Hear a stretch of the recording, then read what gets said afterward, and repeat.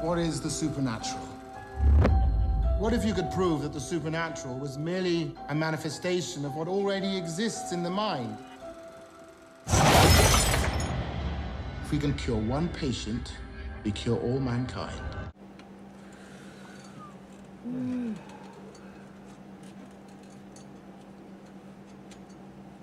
That's funny, because I just watched Last Samurai last night. Hey everybody, welcome to the Doomgoryum Report, brought to you by the guys from Doomgoryum's Horror Emporium. Happy Wax, Axe Master, and this is our friend Professor Anton Mysterio from Langley Manor, who's come out to do a review with us because the other night he was in town dropping off some secret evil fighting weapons for us, and he happened to see this flick with us. And this is Doomgoryum Report, episode number 62. Nice. On a flick called The Silent Ones from 2014. The Quiet Ones. The Quiet Ones. The Quiet Ones from 2014. Director John Pogue. And in the cast, Jared Harris is Professor Joseph Copeland. You've seen him in a bunch of stuff. Sam Claflin is Brian McNeil. Aaron Richards is Chrissy Dalton. Rory Fleck-Byrne as Harry Abrams. Olivia Cook as Jane Harper, and Laurie Calvert as Philip, and then a bunch of other people that we won't mention. But anyhow, so that's the cast and crew of The Quiet Ones. And, all right, who wants to start? Well, you get the ball rolling. Get the ball rolling. All right, well... Quiet Ones, quite an interesting movie for me. I didn't know anything about it before we went in on it. Got in there. First thing that really catches your attention is it gives you the old, what you're about to see is based on actual events.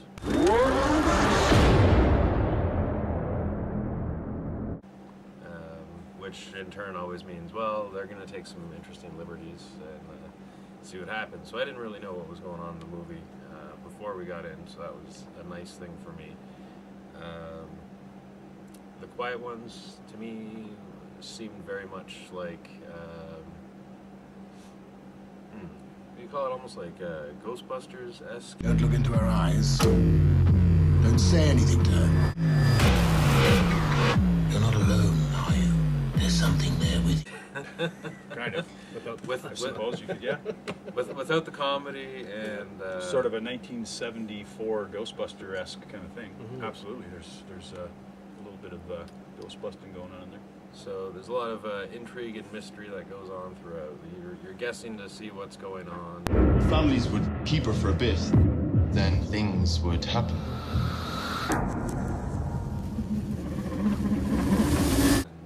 Have some interesting twists in the developments. Like I didn't see exactly. You can see where the movie's going at times, but I still had some unpredictable moments in there. Like things that I thought that they were going to go to, they actually went another direction, which was a nice thing for me. So yeah.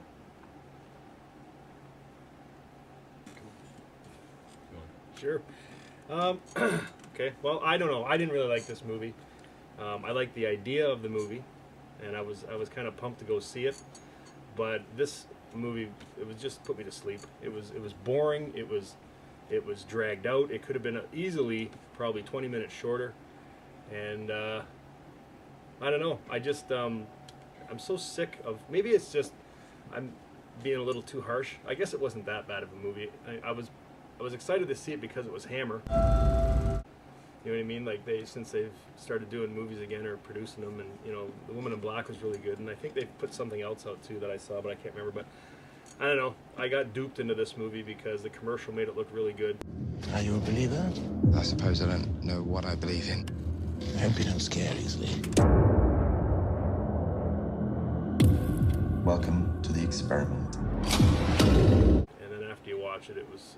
I didn't think it was all that great. It was just a bunch of jump scares, and people arguing with each other, and it went the same way every other poltergeistish kind of movie goes, is everybody's in it together, and then halfway through the film somebody changes their mind, and then at the end everybody's against the doctor, and that's just the way it happened here. Do you know what I mean? So, and you get the the one guy falls in love with the girl, and he's not supposed to, and now he's got to defend her, even though she's an evil being, or supposedly. It was just a typical paint by numbers movie for me.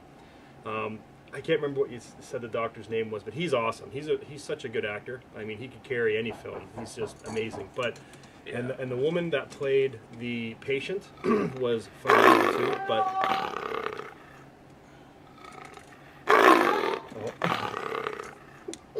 Sorry, we've got an interruption here, folks. I'll be right back. I told you not to come back here, Broomhilda. This is the dungeon. It's ours now. Take that. We want it fair and square. Take that. Yeah. Don't make me run after you. Don't make me run. Don't make me run. Jesus, get over here. Would you stop? I'm gonna stop right there. Oh, that's it. Now you made me angry. Okay, Broomhilda, that's it. You just don't. Oh, Jesus Christ. Oh, you son of. Get over here. I'm gonna take it. Stop that. Don't make it hard on yourself. This is inevitable. Jesus Christ. Stupid drone trees, eh? Is that all you got? Well, I'm coming. I'm coming, you witch. Wait till I get your ass. I'm gonna. Oh, jeez. Oh, man. Jeez. Get down. The things I do for the Doomgoryum report. This is ridiculous. Ah, jeez. Oh, get over here. Would you stop? I said, get the hell out of here. Oh. Sorry about that. oh, welcome back. Yeah.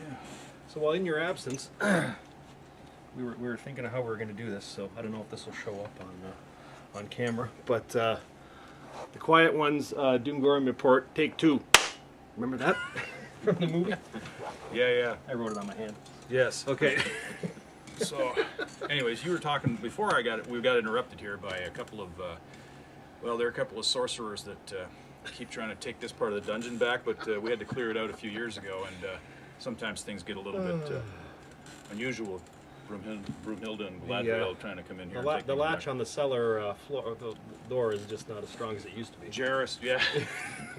Yes, Sweet Henrietta got out of the cellar. Okay, so Jared Harris was the That's guy. who it was, He's a great actor. He basically he does do a good job. Yeah, he can carry a movie. So I kind of lost my train of thought there, but I think I was whining about how I didn't like this movie. So yeah, I don't know if I repeat myself here, but I'm not a big fan of jump scares. I mean, we've seen so many movies that they rely on that, and that's what this movie did. And there was just too many long kind of stretches between. Drawn out periods. Yeah, and it was just, you know what I mean? And I liked the idea of what he was trying to do, and then, you know what I mean? I gave this movie more credit than when I left the theater, I was thinking it was okay, but then when we talked about researching it, you know what I mean? And then I kind of found out what they actually did. I'll let you talk about that. But I just, because anytime you see a movie where it says based on actual events, you're thinking, oh, this is going to be awesome. But then when you find out how much truth is, it's just didn't cut it for me. Okay, so let me start by saying I like what you said about Hammer, but I will say this. I liked it. It was very much like a Hammer film, and that's the part I liked. It was very British. You're not alone, are you? There's something there with you, isn't there? What is it? There's something bad inside of me. You know, because I don't know if it was just the location, but the way they shot. I liked the way that the film was shot. I liked the way. I think I said in the Doommobile on the way home, I said basically what I really liked was how they took the girl that was possessed, or well, not really. She wasn't really possessed. That's not a spoiler, but they took her and they made her this sort of sensual being. What's wrong with her? She was abandoned. She remembers nothing from her past. And they filmed her. You'd always see top cleavage, and then like sometimes a succubus. Yeah, sometimes you'd see bottom cleavage. Yeah. And by the end of the movie, I wanted to just tear her shirt off. She's great. You know, to see, because they really made a good job of making her a sensual being, and I thought that was cool. I liked the way that it was shot because it was very Hammer-esque. You need your strength for what lies ahead. If you really think about it, like Hammer flicks had that kind of, you know, white, black, background settings sort of vibe to it, you know. I agree with the fact that it wasn't really as scary as we thought it was going to be, and a lot of jump scares, probably fairly drawn out. So, and also when we researched the project, it said based on true events. It was actually a project called the Philip Project, which took place in Canada, and was really about scientists who wanted to prove that you could create a ghost on your own. Which this show wasn't really about a ghost. Really, it was about something more malevolent, let's say.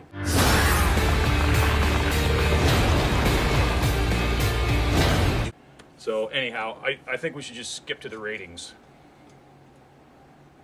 Anybody? Me? Well, I'll give this movie a 4. 4? Yeah. So Are we rating out of 5? so you gotta throw that baby. Well, I'm gonna toss it then because rubber chicken for me. Okay. What are We're rating out of 10. Rating out of 10? I'd give it about a 7, 7.5. 7 plasma rifles for Anton Mysterio. Yes. And for me, I would say I'd gonna give it probably about a 6, 6.5 at the most. I didn't think it was like, you know, stunningly awesome, but I didn't think it was like horrific. It certainly wasn't a Ghost Lake, but You know, or the Fog remake. wake up. Oh, okay. So yeah, so there you have it. So 4. So it's just a half a rubber chicken or an unsupported rubber chicken. Yeah. Chucky got to fly, and 7, 7.5, 6, leaning towards 6. I'll stand by Up the to a 7.5. Up to a 6.5. There's So. I actually called this one a bit of a thinking movie. Like when you start thinking about it and the things that happen in there was a lot of, for me personally, there's a lot of interesting scientific things that they Okay, started looking you know at. what? I'm glad you said that. And I don't know if we're going to be over time, but we can edit it out. I'm glad he said that. And you know why? That's why I didn't like this movie. Because if you're going to have a thinking movie and like base it on scientific evidence, then don't turn it into a run-of-the-mill demon movie at the end where, you know what I mean, he opens the window and then the demon flies into him. You know what I mean? If you're going to base it on actual events, then have it be cool and actually stick to that. Don't turn it into a friggin' poltergeist movie or you know what I mean, like whatever where they get possessed, and because that's what it turned in. And that the ending was horrible. You know what I mean? When he Yeah, it was like they were the, trying to make you guess Yeah, whether or not like there it- was any real the supernatural idea was stuff. awesome. The idea was awesome. I was into it when he said, because he didn't believe in ghosts through the whole all the weird stuff that was happening. He did not believe in ghosts at all. He just thought she was doing it with her mind. And then at the end, they ruined it. And I think I just gave you a spoiler, sorry, but whatever. Anyway. Spoiler alert! Yeah, but regardless, I'm glad you said that. because Regardless, that's- you heard it here, maybe not first, but probably with a lot more aplomb and style. And I noticed that we're all wearing our summer apparel because summer is coming, folks. Yes, thank God. And you know, we've got our camo on. I've got my dashiki so I can blend You know in what that Africa. means, though? All those zombies we stocked in the back there are going to defrost, so we're Oh, going to have some man. issues. Yeah, we're gonna have trouble. So it's time to load up with some of these Thank you. and you know, get going. We got work to do. The work never stops when you're fighting evil, folks. So anyways, that's been the Doomgoryum report on the quiet ones. Check it out. You might like it, you might not, and stay tuned for more right here in the dungeon. And fight evil, kids. See ya.